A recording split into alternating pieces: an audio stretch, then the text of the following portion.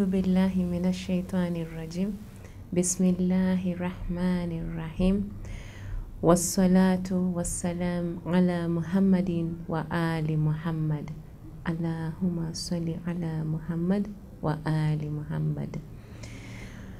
Mwanzo, kabla ya lolote lile, ningependa mwanzo kumhimidi, kumtukuza na kumshukuru Mwenyezi Mungu Subhanahu wa Ta'ala kwa fursa hii, pamoja na kutoa shukrani zangu kwako mpendwa mtazamaji kwa kujiunga nasi katika makala yetu, kipindi chetu ambacho ni cha visa vya wachamungu. Karibu mpendwa mtazamaji katika kipindi chetu, kipindi kipya ambacho ni makala ya visa vya wachamungu. Ni kipindi cha kukuelimisha wewe pamoja nami na kutuwezesha kufikia daraja za juu za uchamungu na ukamilifu wa kiroho. Karibu mpendwa mtazamaji. Assalamu alaikum wa rahmatullahi wa barakatuh. Uchamungu ni nini? Maana ya uchamungu ni nguvu maalum za kiroho, nguvu ambazo zinapatikana ndani ya nafsi ya mwanadamu. Ni nguvu ambazo zinamwezesha mwanadamu kujiepusha na kujiweka mbali na kujiweka mahali salama mbali na maasia. Zinamwezesha kujiweka mbali na maovu. Fikra na matendo inaweza kujimiliki na inamilikiwa kwa jinsi kwamba anaweza kuchagua ambayo ni ya khair.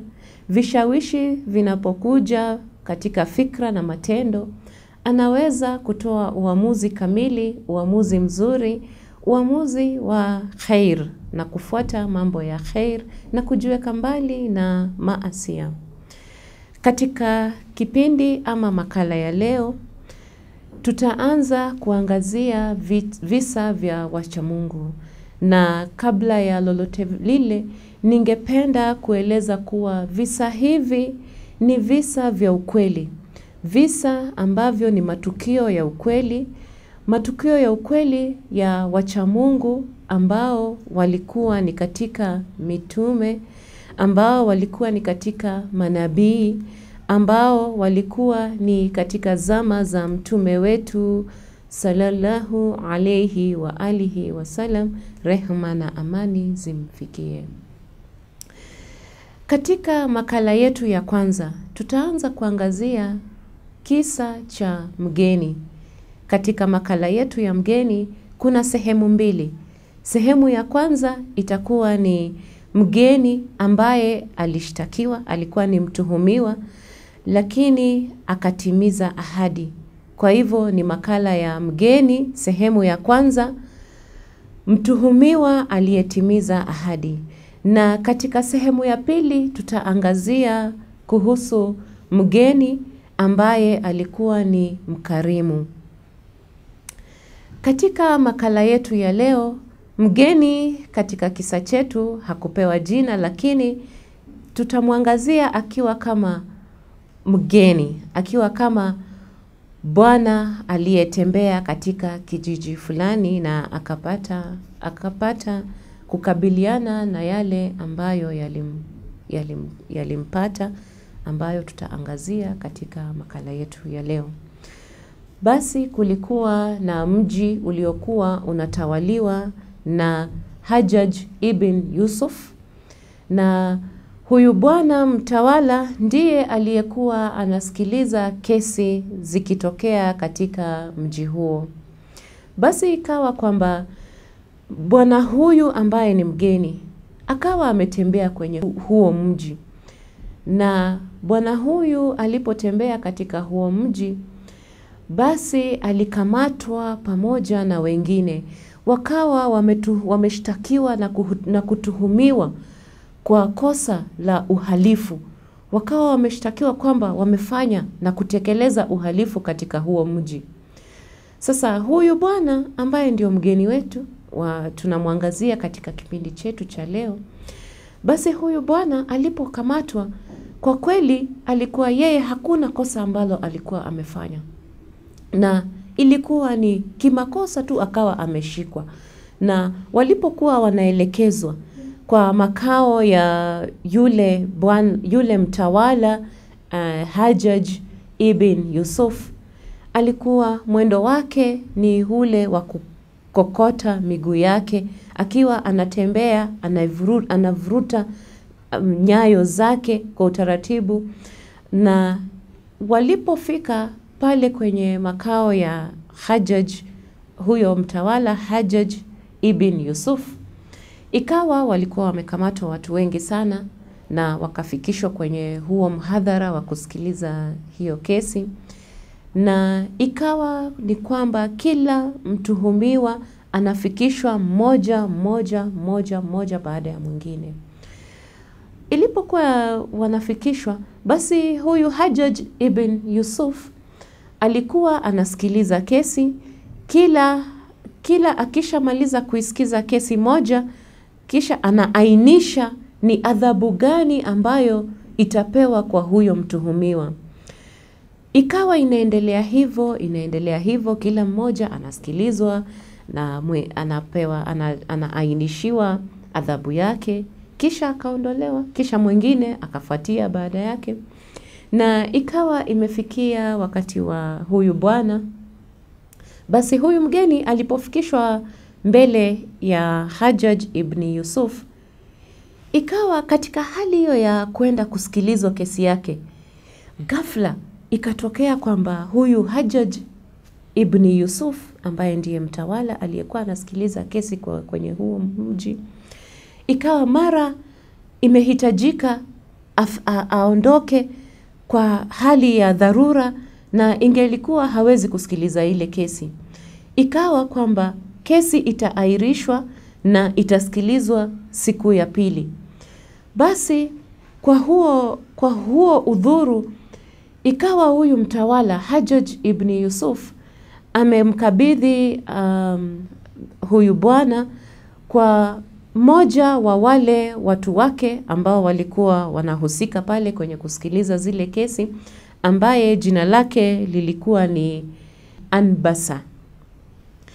Basi huyu mgeni aliyekuwa ametuhumiwa akakabidhiwa mikononi mwa Anbasa, ili Anbasa aende naye usiku huo wote, wawe pamoja naye, na yeye ndiye angekuwa atammiliki huyu bwana.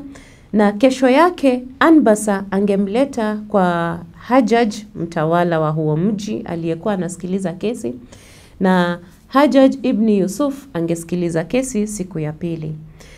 Basi ikawa Anbasa amemchukua huyu bwana, na alipomchukua huyu bwana wakawa wameingia kwenye chombo cha kusafiria. Na walipokuwa katika mwendo wa kwenda pamoja, ikawa huyu bwana amemgeukia Anbasa na kumuuliza, "Je, ninaweza kukuomba ombi moja?" Na Anbasa akamweleza, "Haya, kama una ombi, basi kama una jambo lolote la kuniambia, basi nieleze." Haya, huyu bwana akamweleza, "Kwa kweli mimi ni mgeni na nilikuja katika mji huu. Nilipokuja, kwa bahati mbaya nikawa niko katikati ya watu ambao wameshikwa na kukamata na kutuhumiwa kuwa wametekeleza uhalifu, na ukweli ni kwamba mimi hakuna jambo lolote ambalo nimelifanya. Kwa kweli mimi sina kosa lolote, sijafanya lolote, na Mwenyezi Mungu Subhanahu wa Ta'ala, yeye ni shahidi wangu. Kwa kweli yeye atanirehemu na ataniweka salama, manake kweli mimi sijafanya lolote. Mimi sina hatia yoyote. Mimi nakuomba hivi, ewe bwana Anbasa, niruhusu mimi kwamba uniwachilie tu kwa usiku huu mmoja. Uniruhusu niende nyumbani kwangu, nikamuage mke wangu, na nikalipe haki zangu, nitimize haki zangu kwa watu, na pamoja na kutoa wasia wangu kwa jamii yangu. Alafu kisha nikishatekeleza tu hivi, kesho asubuhi, mwanzo asubuhi, mimi nitakuwa kwenye mlango wako na nitakuja ili tuandamane moja kwa moja tuende ili kesi yangu isikizwe. Na ikawa Anbasa aliposikia maneno haya, akawa amenyamaza kwa muda kidogo, kisha akaangua kicheko kikubwa sana. Alafu kisha akamgeukia huyu bwana mgeni, akiwa katika ile hali ya kutabasamu, akamuuliza, una uhakika kwa yale ambayo unayasema? Itakuwaje kwamba mimi nikuachilie wewe? Kichwa chako kweli ni timamu? Basi akamuuliza, itakuwaje kwamba mimi nikuachilie wewe na ile hali wewe ni mtuhumiwa, umeshtakiwa, na kesho unafaa kwa nini kesi yako? Kesho kesi yako inafaa kusikilizwa na Hajjaj ibn Yusuf. Kwa kweli mimi naona wewe kichwa chako sio timamu.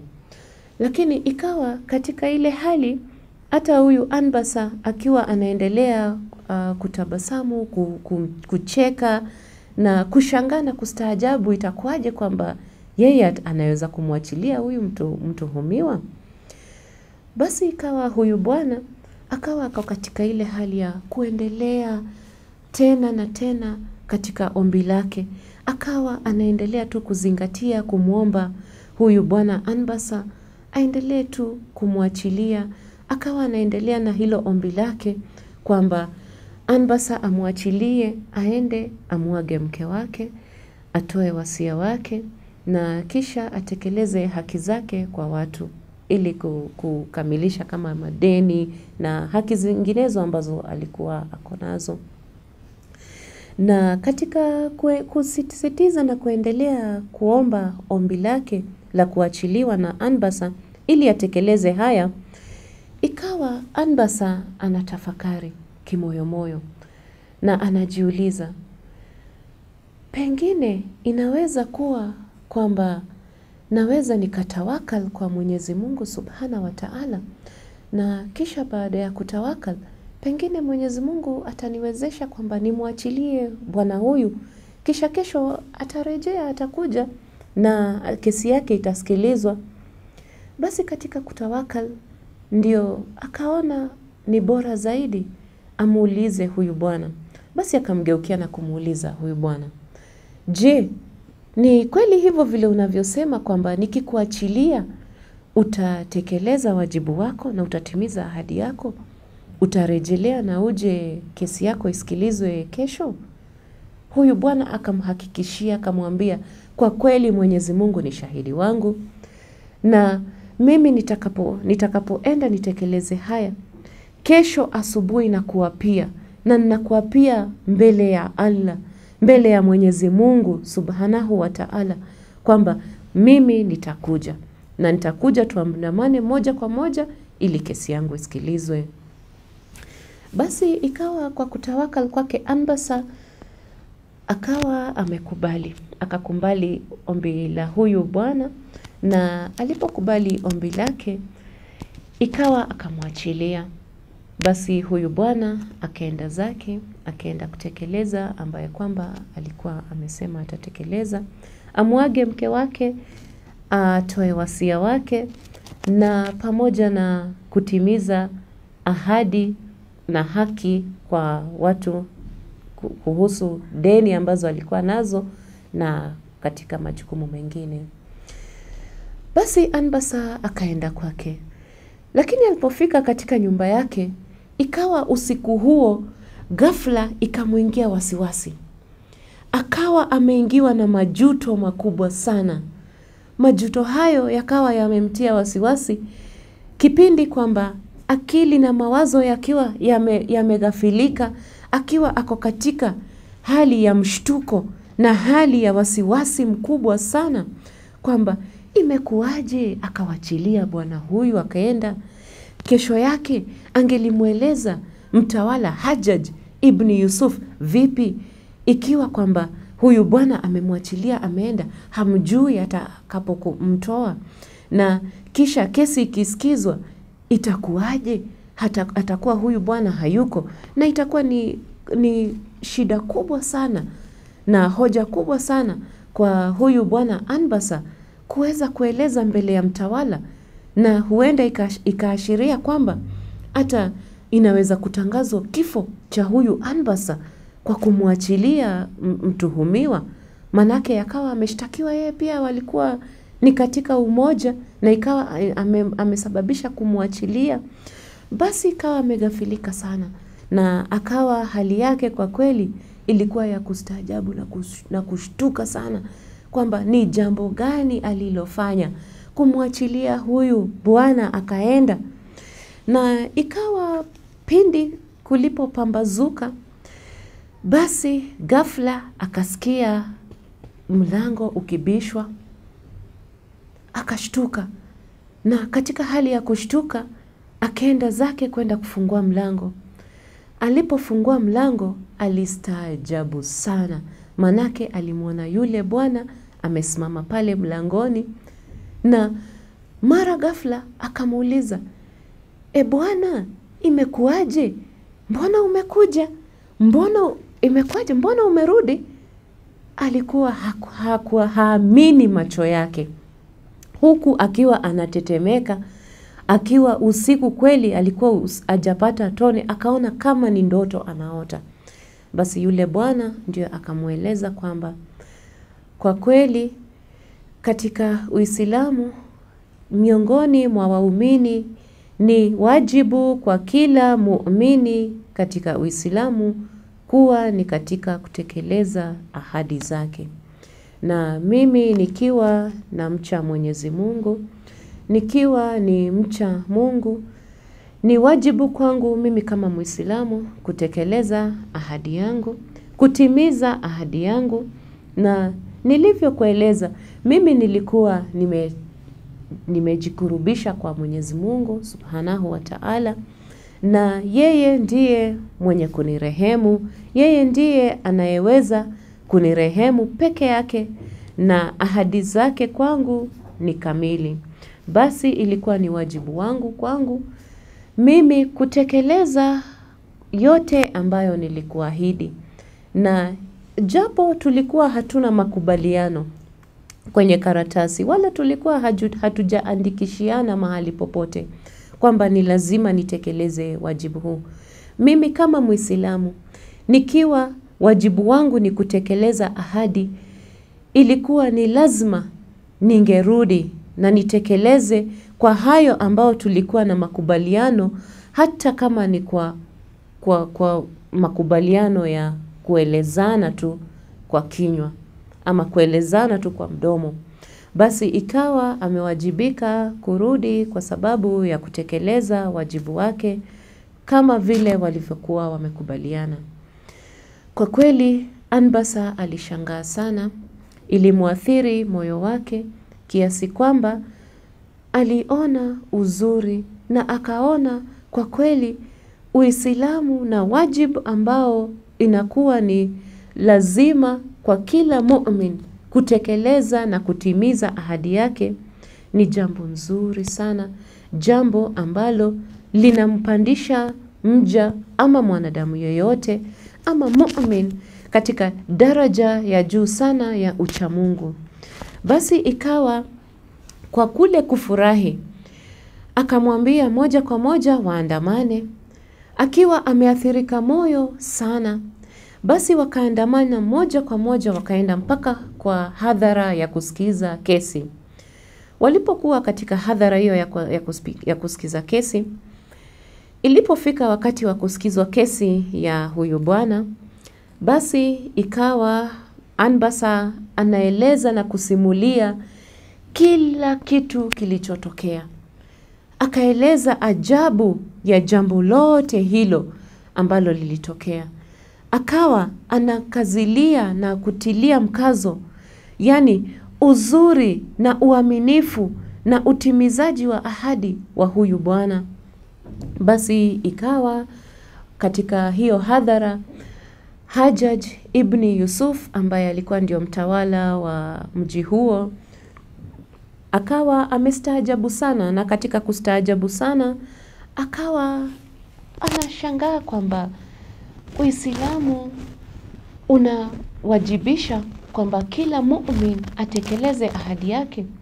Lakini kwa kusema ukweli, ingelikuwa ni kawaida, ingelikuwa kwamba huyu bwana alivyoachiliwa angechukua fursa hiyo kwamba kukimbia, kwamba aone ndio usalama wake, atoroke na atoweke, ili asije akatuhumiwa, asije akashtakiwa na hilo kosa la uhalifu ambalo kwamba alikuwa hajafanya, lakini ilikuwa hakuna ambaye kwamba alijua. Manake aliposhikwa wale wengine wote walikuwa wametekeleza uhalifu, lakini yeye peke yake kati yao wote ndio alikuwa kwa kweli hana kosa lolote.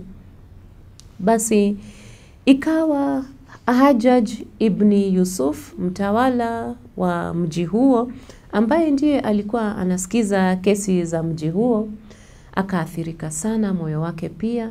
Na ikawa katika kuathirika moyo, pamoja na wale pia waliokuwa katika hadhara hiyo ya kusikiza kesi hiyo, akatoa uamuzi, na uamuzi wake aliamua kumkabidhi huyu bwana kwa bwana Anbasa, ili Anbasa atoe uamuzi kuhusu huyu bwana. Naye Anbasa alipokabidhiwa huyu bwana, aliamua kutoa uamuzi wa kumwacha huru.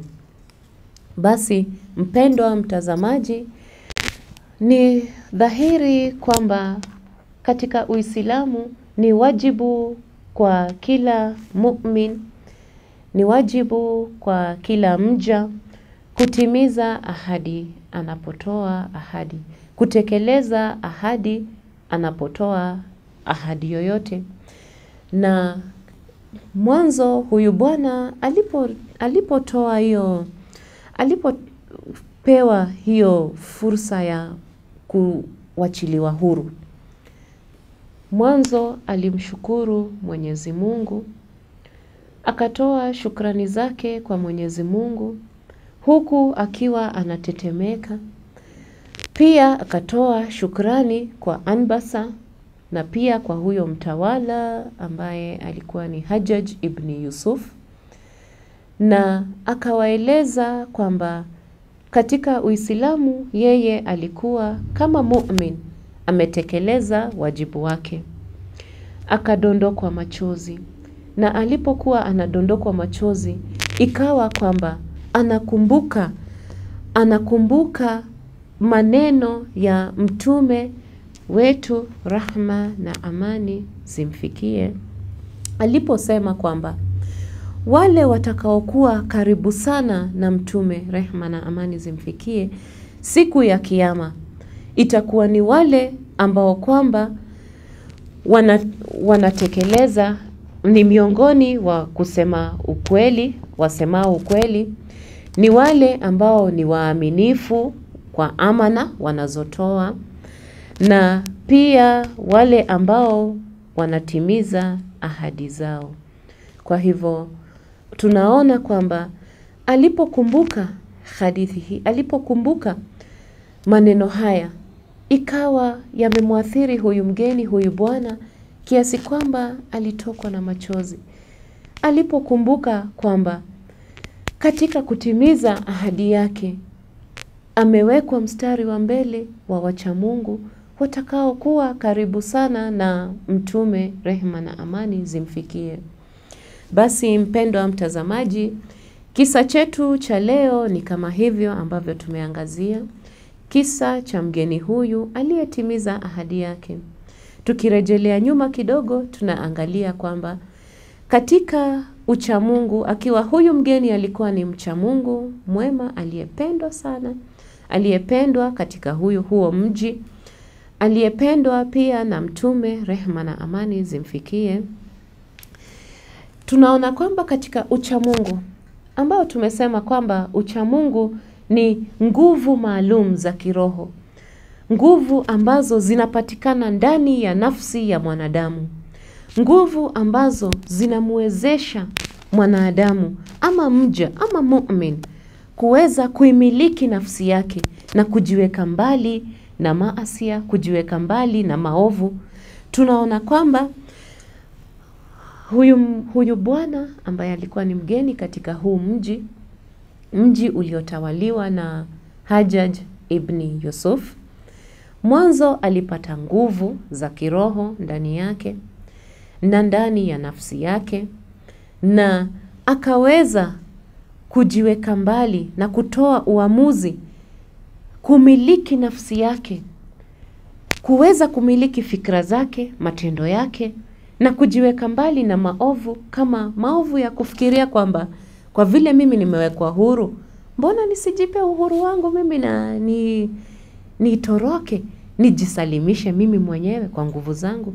Basi akatawakal kwa Allah subhanahu wa ta'ala, na alipotawakal kwa Mwenyezi Mungu, ikawa kwamba yeye amejisalimisha kwa Mwenyezi Mungu subhanahu wa ta'ala, na kuona kwamba Mwenyezi Mungu peke yake ndiye anastahili kumrehemu, Mwenyezi Mungu peke yake ndiye anastahili kuamua na kutoa uamuzi wa kila lililokuwa linamhusu katika hili kesi. Na akaamua kwamba rahma yake na rehema yake iko kwenye milki ya Mwenyezi Mungu subhanahu wa ta'ala. Na ikawa katika kutawakal kwake, kujikurubisha kwake kwa Mwenyezi Mungu, basi Mwenyezi Mungu akamrehemu, akamweka salama, na akasababisha kwamba kukawa na uamuzi wa yeye kuonekana kwamba ako katika haki na hajafanya kosa lolote. Fikra na matendo zake zikawa ziko katika uwiano moja, na matendo yake ya kutimiza ahadi yakasababisha kuonekana uchamungu wake, na akawa amepewa rehema.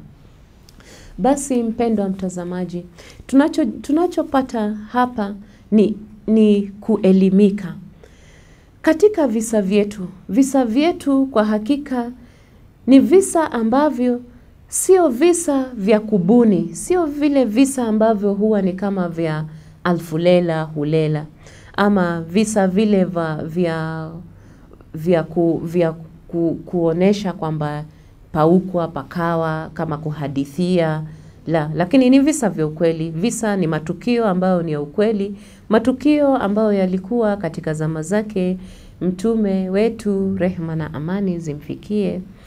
Na tunaona kwamba katika kisa hiki ilikuwa kwamba katika uchamungu wa huyu bwana, katika kutekeleza na kutimiza ahadi yake, ilisababisha yeye kufanya na wengine pia hata kusilimu, ilifanya na wengine pia hata kupata athari ya Uislamu, kupata athari moyoni.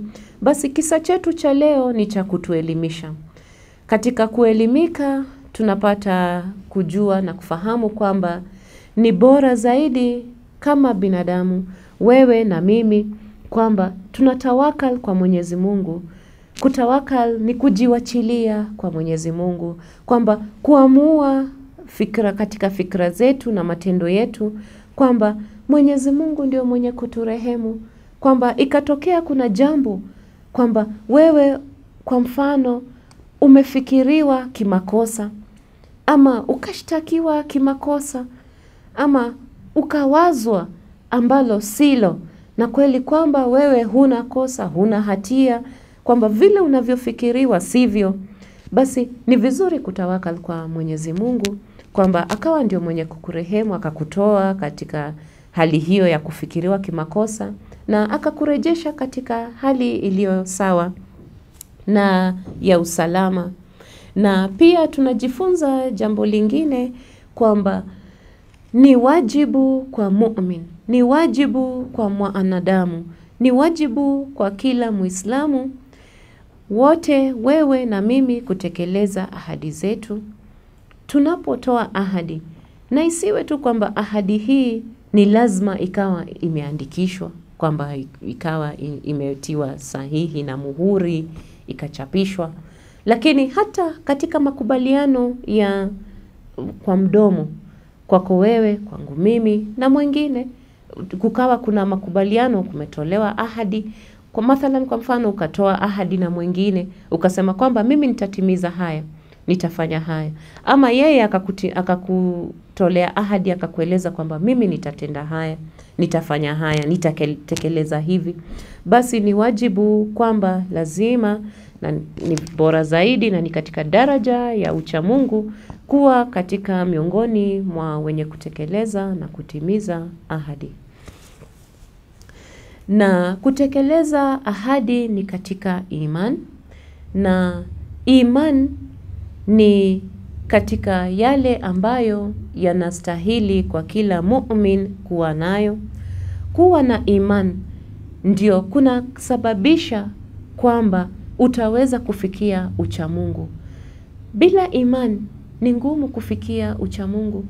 Manake ni lazima mtu uwe na imani, ni lazima mu'min, ni lazima wewe kama mwanadamu uwe na iman kwamba Mwenyezi Mungu amekutosheleza, Mwenyezi Mungu ameridhia na wewe unamridhisha.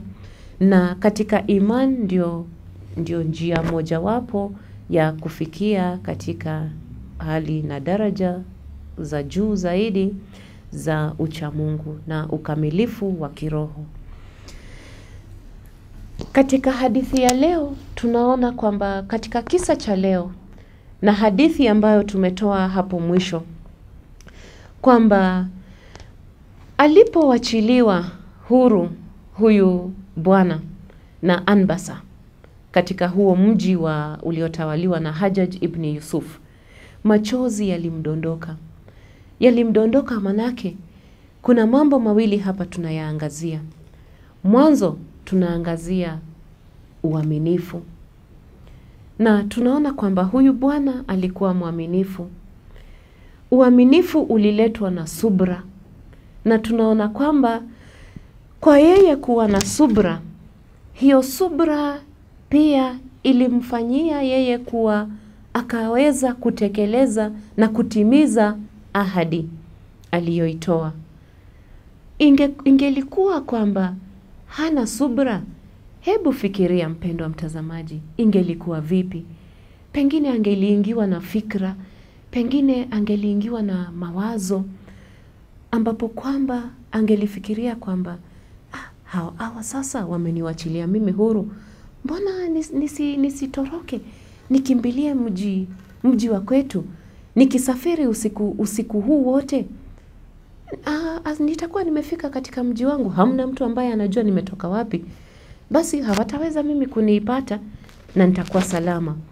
Lakini kwa kulingania wale ambao nimeona wakishtakiwa, kesi zao zikiainishwa na adhabu zao zitolewe, mimi naona kwamba wanahukumiwa kifo. Basi mbona mimi pia niende nisikilizwe kesi yangu pia nihukumiwe kifo?